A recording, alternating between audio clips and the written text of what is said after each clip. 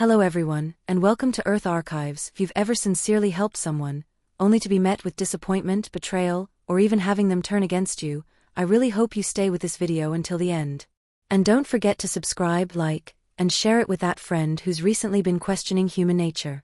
Because what comes next may suddenly make you realize, you were never wrong.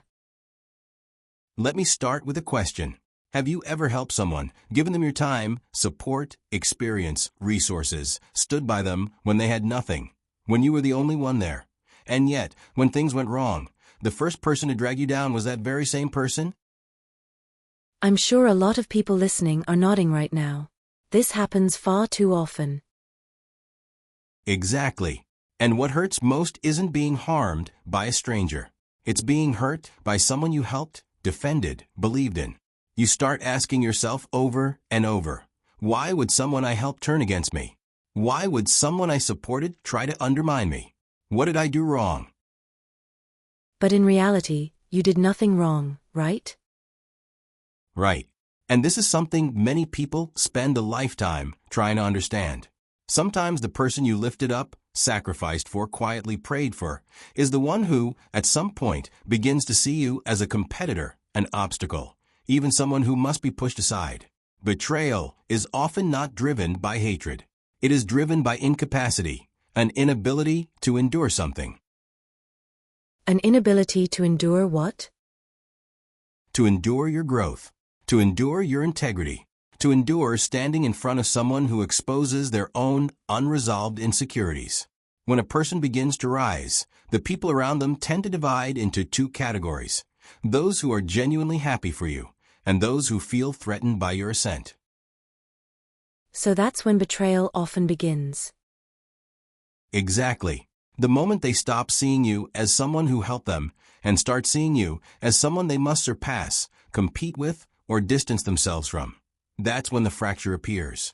And here's an important truth. This is not because you did something wrong.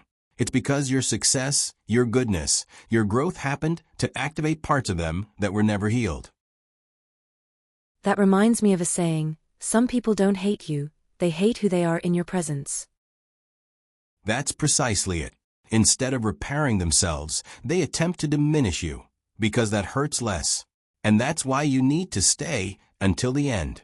Because next, I'm going to explain the deeper psychological mechanism behind this pattern, why you may keep encountering the same cycle, and how to continue growing without apologizing for your kindness. You mentioned a story earlier. I'd really like to hear it. All right, let me tell you something very real. For a long time, I believed betrayal only belonged to movies, until life personally taught me that sometimes the person you work hardest to help can wound you the most. There was someone I deeply cared about. I supported him, believed in him, sometimes more than he believed in himself. Whenever he needed advice, I showed up. Whenever he faced difficulty, I stepped forward. Whenever he lost direction, I helped him find his way. That really sounds like you gave from the heart. I did. I never expected anything in return. And then one day, when his life finally started to fall into place, he changed. Not gradually, not subtly. Suddenly, the messages became fewer. The tone grew colder. And at some point, I shifted from being his pillar of support to being his competitor. That must have hurt deeply. It did. Because you start questioning yourself. Should I not have helped him? Did I give too much? Did I do something wrong? But later I understood something essential. Betrayal is not always about you. Most of the time, it's about the other person. Because your presence exposed his insecurity. Exactly. Your growth highlights his stagnation. Your strength reminds him of his fragility. Your light makes his shadow more visible. Some people are not fighting you. They are fighting themselves. You just happen to be the most convenient target. Understanding that must feel liberating. It does. Because you stop blaming yourself. You stop assuming you are the problem. You begin to see the person as they are, not as who you hoped they would be. Then why do some people turn around and hurt the very person who helped them? The answer lies in psychology. The first reason is envy, not of what you possess, but of who you are becoming. When they see you continuing to evolve, they don't feel joy. They feel threatened. The very areas where you once helped them become internal benchmarks for comparison. That's when the coldness and sarcasm begin. Exactly. The second reason is fear of your growth.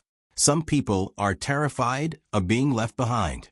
They're afraid of appearing small in your presence.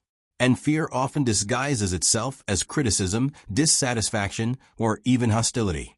The third reason is insecurity, a silent but extraordinarily powerful force. Insecurity compels a person to project their own weaknesses onto you, simply to preserve their fragile self-image.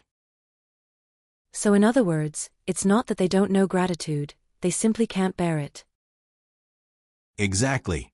And once you understand this, you can recognize warning signs earlier. Not everyone you call a friend is truly a friend. Some people smile in front of you, but quietly undermine you behind your back. How do we spot them? There are a few key red flags. First, they only show up when they need something from you. Second, they respond to your success begrudgingly, sometimes in ways that make you uncomfortable.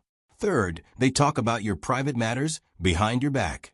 Fourth, their attitude is inconsistent and unpredictable. Fifth, and most importantly, after spending time with them, you always feel drained. That kind of exhaustion is hard to put into words. That's because your energy is being taken from you. There's another, even more destructive kind of betrayal. The silent one, passive-aggressive behavior, denying your feelings, subtly undermining your achievements. These are all forms of emotional manipulation.